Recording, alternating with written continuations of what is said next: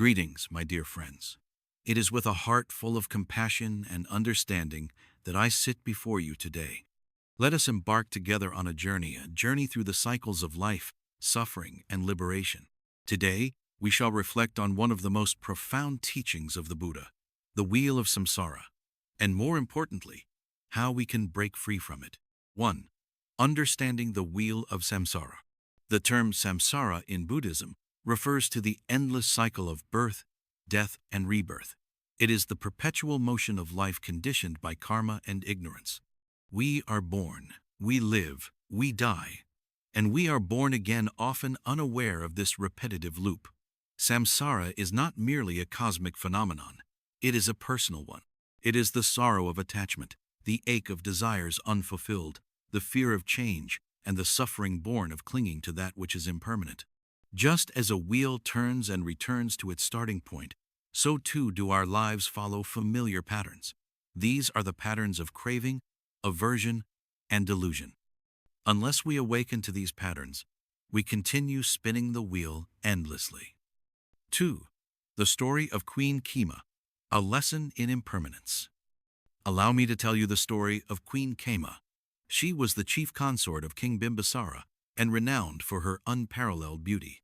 Khema was deeply attached to her appearance and avoided seeing the Buddha, fearing he would challenge her vanity. But the king, a devout follower of the Buddha, persuaded her to visit the monastery. When Khema approached, the Buddha, knowing her mind, conjured an image of an even more beautiful woman who aged and withered before her eyes. Witnessing the transformation from youth to old age in mere moments, Khema was shaken. She realized the truth of impermanence. Her pride dissolved, and she was filled with insight. She renounced her royal life and became an arahant, liberated from the wheel of samsara. My dear ones, this story reminds us that beauty, youth, wealth, all are fleeting. When we recognize their impermanent nature, we loosen the grip of attachment and take the first step toward liberation. 3. The three poisons, roots of the wheel. At the hub of the wheel of samsara are the three poisons: greed, lobha, hatred, dosa, and delusion, moha. These are the roots that sustain the cycle. Greed binds us to our desires. Hatred burns through our peace, and delusion clouds our understanding. Let me share with you the tale of Angulimala, the fearsome bandit who murdered countless people. His name meant garland of fingers, for he wore the fingers of his victims around his neck. Yet even Angulimala, when he encountered the Buddha and truly saw his own delusion, dropped his weapons and sought refuge. The Buddha did not condemn him, but offered him the Dhamma. Through dedicated practice, Angulimala transformed and became a monk, eventually attaining enlightenment. This story teaches us that no matter how far we have strayed, the path of awakening is always open to us. When we uproot the poisons, we stop spinning the wheel. 4. Mindfulness, the key to awareness. The Buddha taught, mindfulness is the path to the deathless. Heedlessness is the path to death. To escape samsara, we must become aware of our thoughts, our actions, our emotions. Imagine you are walking through a forest. Without awareness, you step on thorns and stumble over roots. But with mindfulness, each step is deliberate, each movement full of care. Life is that forest. Without mindfulness, we become entangled in suffering. Daily meditation, mindful breathing, and conscious living can help us pierce the veil of ignorance. Each moment of mindfulness is like a light breaking through darkness. With time, this light can illuminate the whole path. 5. The Noble Eightfold Path, the road out. To break free from the wheel, we must walk the Noble Eightfold Path. This is not a path to be merely learned. It must be lived. It is the cultivation of wisdom, ethical conduct, and mental discipline. 1. Right view. 2. Right intention. 3. Right speech. 4. Right action. 5. Right livelihood. 6. Right effort. 7. Right mindfulness. 8. Right concentration. These are not rigid rules, but gentle guidelines that align our hearts and minds with truth. Walking this path brings clarity, compassion, and freedom. Take the example of Venerable Pindala, a monk known for his deep understanding and simplicity.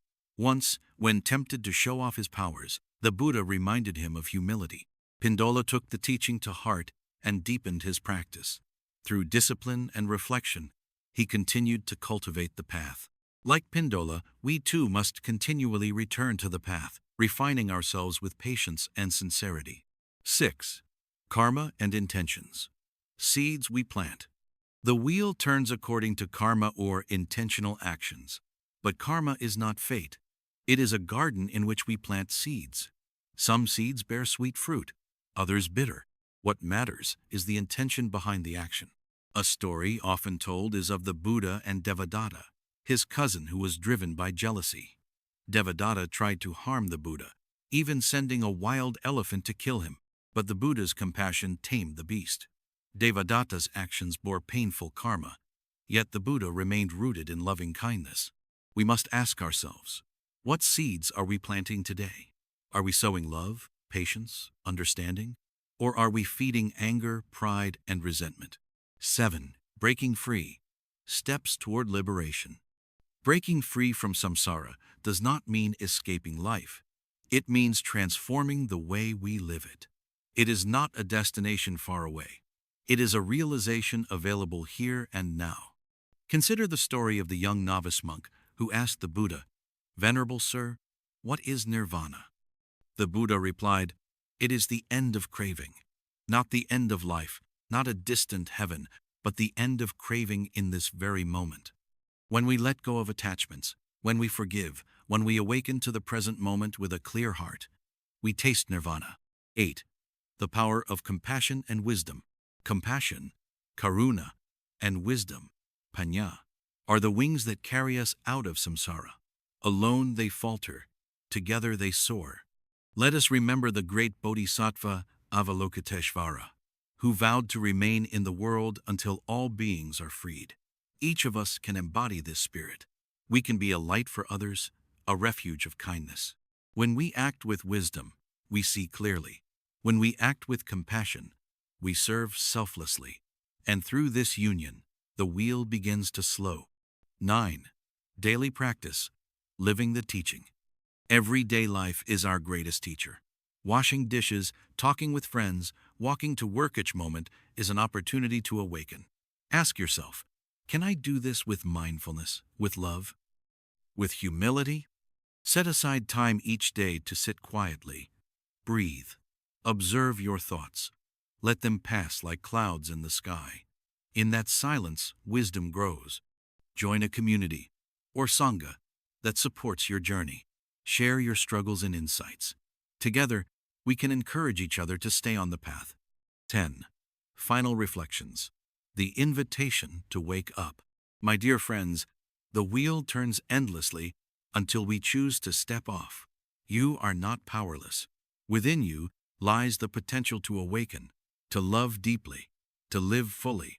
The Buddha's path is not just for monks or sages. It is for all who seek freedom.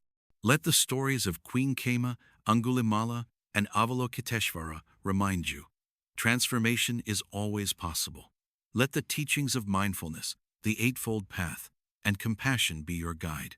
Break free, not by running away, but by waking up, one breath at a time. If this message touched your heart, I invite you to join our growing family by subscribing to the YouTube channel Buddha's Wisdom. Together, let us walk the path of peace, love, and awakening. May you be well, may you be peaceful, may you be free.